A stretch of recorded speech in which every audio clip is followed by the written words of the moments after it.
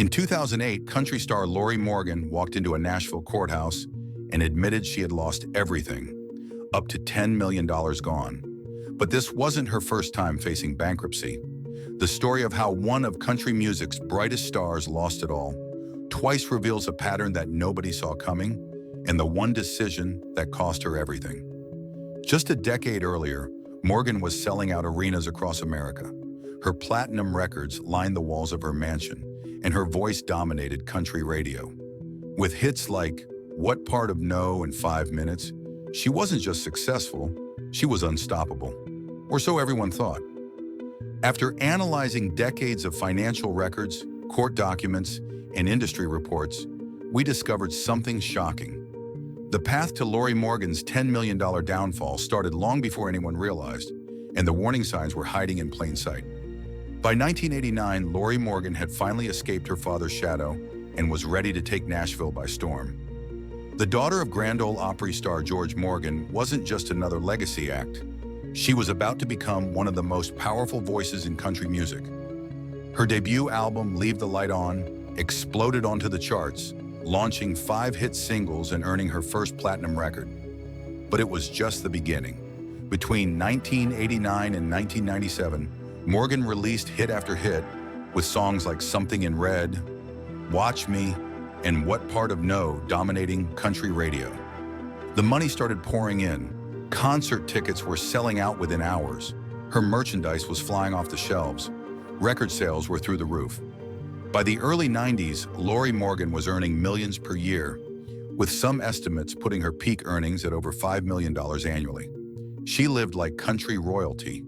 There was the sprawling mansion outside Nashville, the luxury cars, the designer clothes, and the lavish parties. Morgan wasn't just successful, she was building an empire.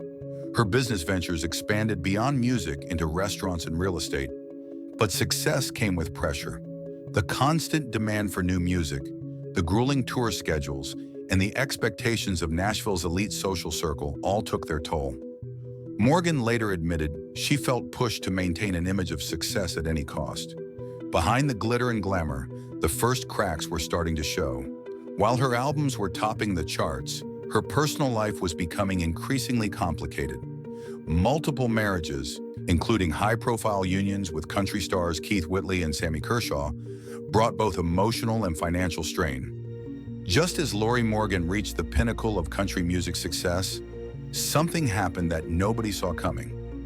In 1992, while her songs were still dominating the charts, she quietly filed her first bankruptcy petition. But the reason behind it would shock even her closest friends.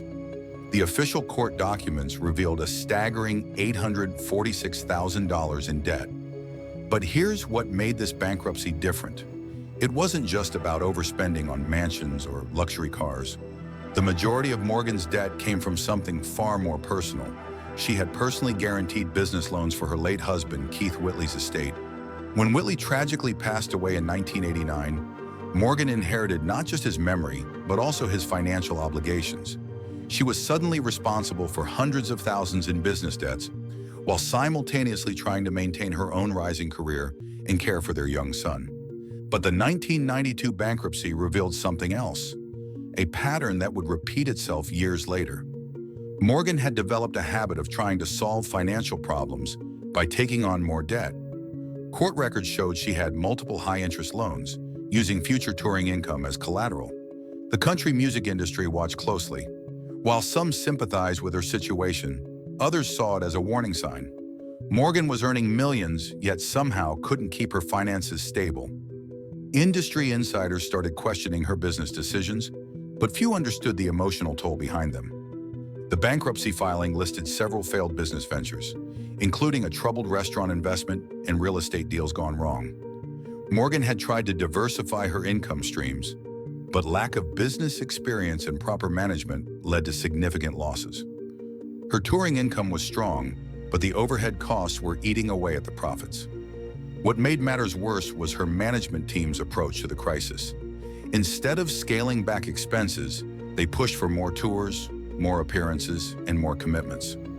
Morgan was working harder than ever, but the money wasn't adding up. The stress began affecting her health and her performances.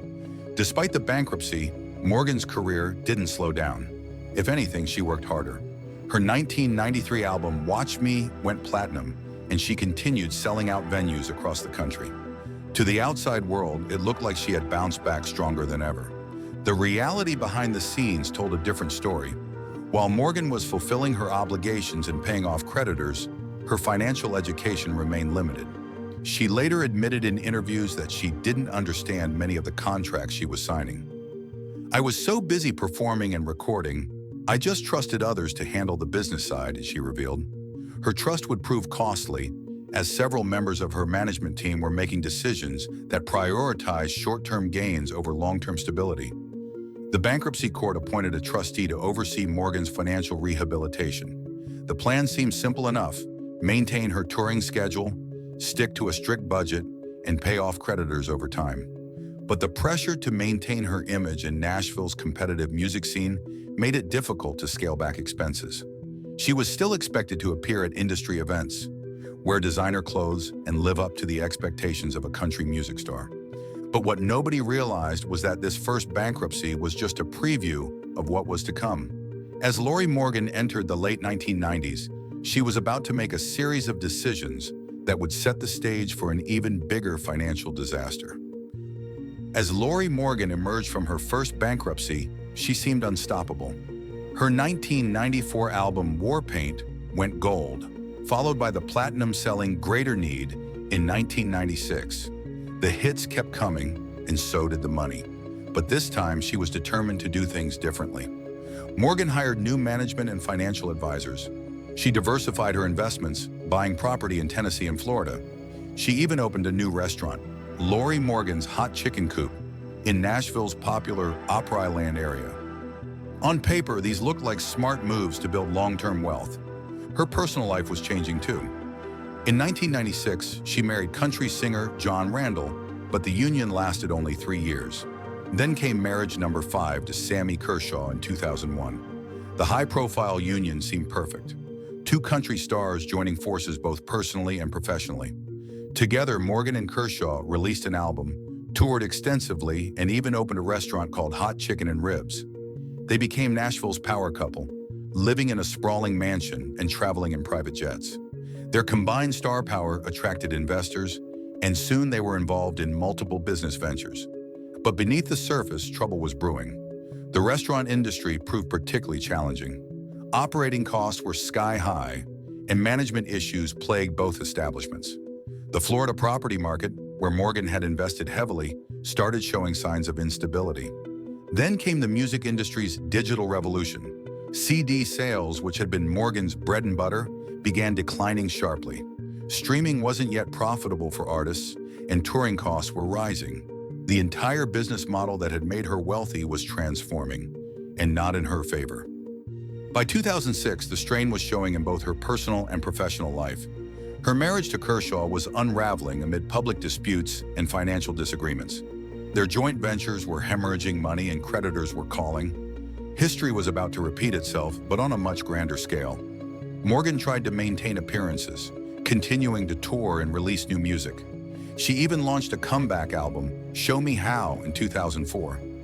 But the sales weren't matching her previous successes, and the expenses kept mounting. Something had to give. In 2008, the facade finally cracked.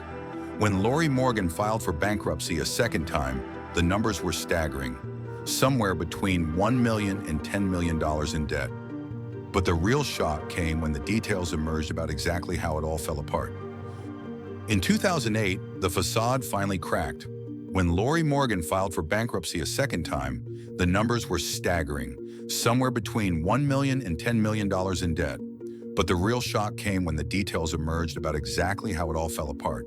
The bankruptcy filing, submitted to the U.S. Bankruptcy Court in Nashville, painted a grim picture. Morgan listed assets of less than $500,000 against massive debts. The court documents revealed a web of financial obligations, multiple mortgages, business loans, credit card debt, and even unpaid taxes. Her monthly expenses were exceeding $10,000, while her income had dropped dramatically. The Florida real estate investments had turned toxic. The property market crash of 2008 had wiped out millions in equity overnight. The timing couldn't have been worse. Morgan had leveraged these properties to secure additional loans for her other ventures. When the market collapsed, she was left holding properties worth far less than what she owed. The restaurant businesses had become money pits.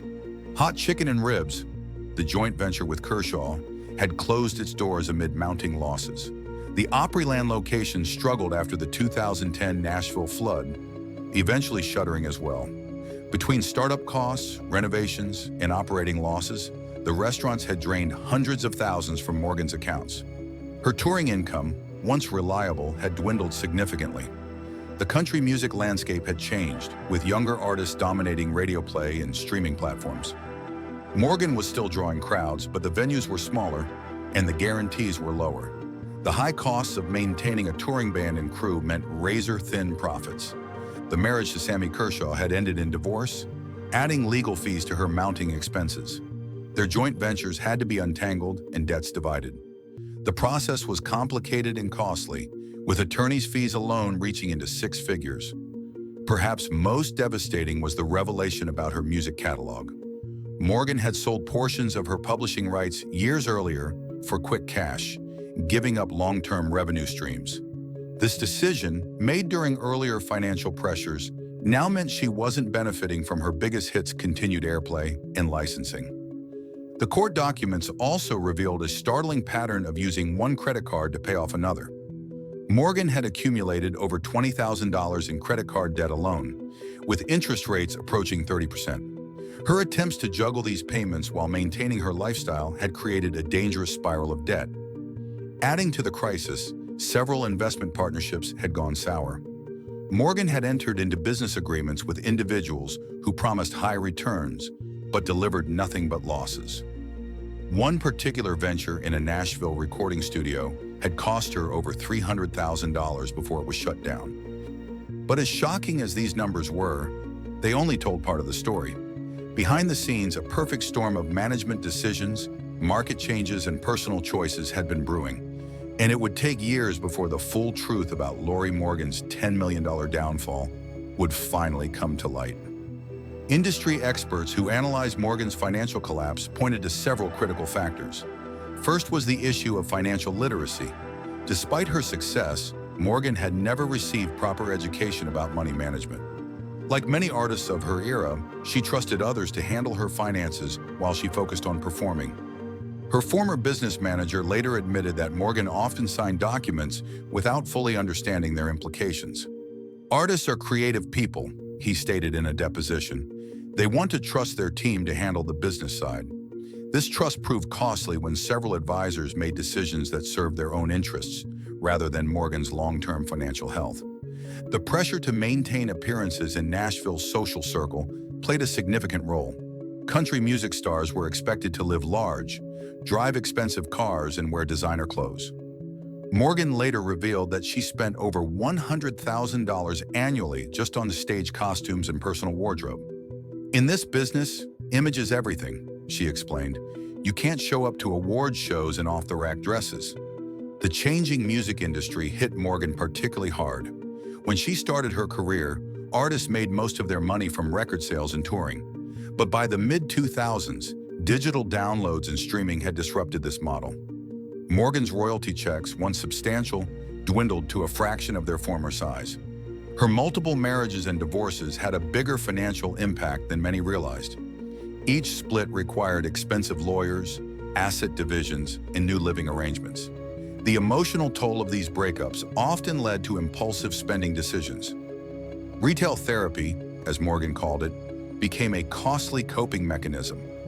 Perhaps most significantly, Morgan's management team failed to diversify her income streams properly. While they did invest in real estate and restaurants, these ventures were highly leveraged and risky.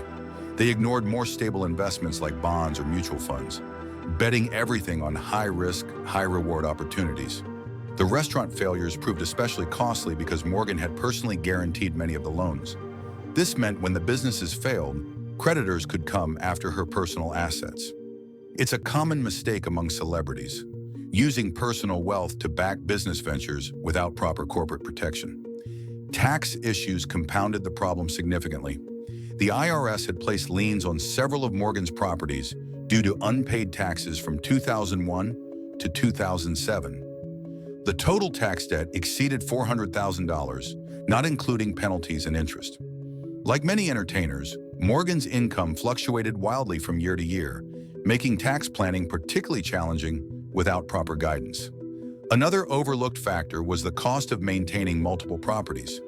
Beyond mortgages, each home required insurance, utilities, maintenance, and staff. The Florida vacation home alone cost over $50,000 annually in upkeep, even when Morgan only visited a few times a year. Property taxes in exclusive neighborhoods added another layer of financial burden. The timing of her investments couldn't have been worse. Morgan had heavily invested in Florida real estate just before the 2008 market crash, and in restaurants just as the industry was facing unprecedented challenges. These weren't just bad business decisions, they were catastrophically ill-timed ones. As the dust settled on Lorrie Morgan's second bankruptcy, the country music industry watched closely. Her story would become a cautionary tale, but what happened next would surprise even her harshest critics. Instead of retreating from the spotlight, Morgan faced her financial troubles head-on. She agreed to a strict court-supervised repayment plan and made significant lifestyle changes. The mansion was sold, the luxury cars disappeared, and her touring schedule intensified. This time, she was determined to rebuild differently. The bankruptcy court appointed a financial advisor who specialized in entertainment industry cases. Together, they created a sustainable budget that prioritized debt repayment while maintaining Morgan's career. She began performing at smaller venues, cutting travel costs by using a scaled-down band and crew. Every dollar was accounted for. Morgan's transparency about her financial struggles earned her unexpected respect within the industry. Younger artists sought her advice about avoiding similar pitfalls. She began speaking openly in interviews about financial literacy, warning others about the dangers of unchecked spending and the importance of understanding business contracts. By 2010, she had started recording again, but with a different approach. Instead of chasing radio hits, she focused on making music that appealed to her core fan base. Her 2010 album, I Walk Alone, was produced on a modest budget, but connected deeply with audiences. The title seemed to reflect her new independent spirit. Her marriage to Randy White in 2010 marked another change. Unlike her previous relationships with entertainment industry figures, White was a businessman who helped Morgan develop a more practical approach to career management. Together, they created a sustainable business model focused on steady income rather than risky ventures. The country music landscape had changed dramatically, but Morgan adapted. She embraced social media, connecting directly with fans, and building a loyal online following. She started selling merchandise through her website, cutting out expensive middlemen. These direct-to-fan relationships proved more profitable than traditional retail arrangements. Morgan also found a new revenue stream in speaking engagements, sharing her story at business conferences and music industry events.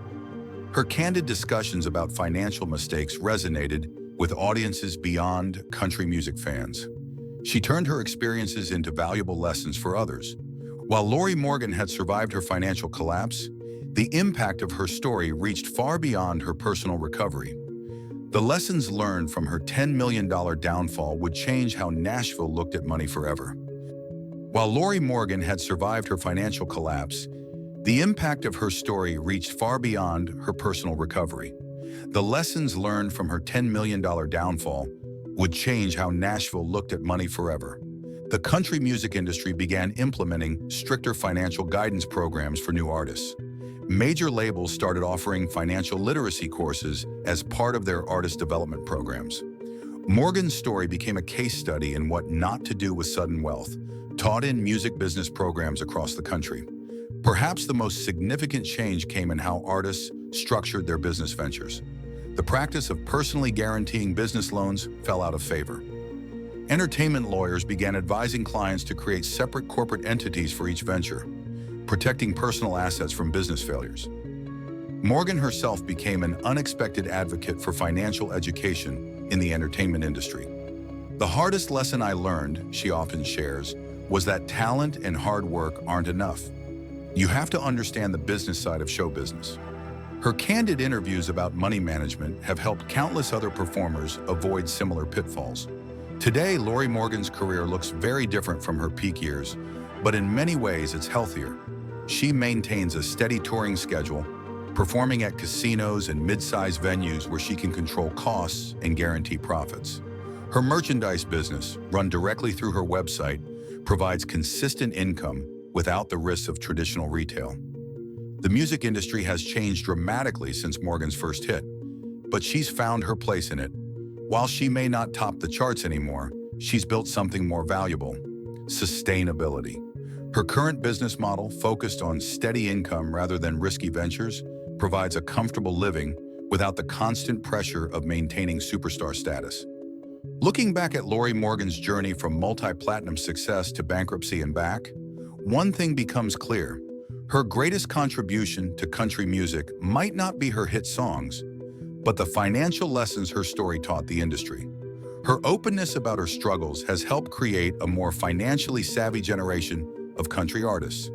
As Morgan herself puts it now, success isn't about how much money you make, it's about how much you keep. It's a lesson she learned the hard way, but one that's changed the way Nashville does business forever. If you enjoyed this deep dive into country music history, make sure to subscribe to Southern Sound for more untold stories about the legends who shaped the genre. Hit that like button if you learned something new, and leave a comment telling us which country star's story you'd like us to explore next.